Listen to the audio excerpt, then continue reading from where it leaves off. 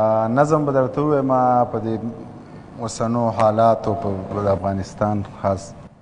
چې پوره صدۍ جنګ وشو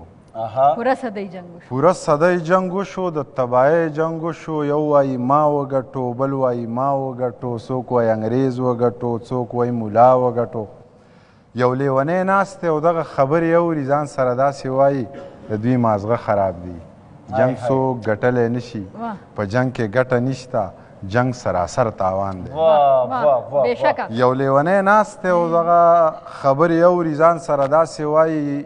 جنگ څوک ګټلی نشي په جنگ کې ګټه نشته جنگ سراسر تاوان دی که مو یقین نه راځي دا کونډې رنډې شمار کوي دا یتیمان وشمارئ دا ړنګ کورونه شمار کوي او دا برباد زړونه شمار کوي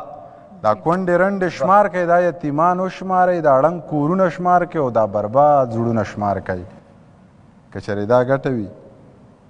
نو د شته خو سر وخړو یو نوی جنګ شروع کوي چې نوره ګټه وکړي زخر به وخورم زړه به وکم زخر به وخورم زړه به وکم نور څه کوی شم څه به وکم بس ځان به مړ کم ښه به وکم او هندوستانی میړه به وکم په پښتنه خاوره 2 ځله کونډه شو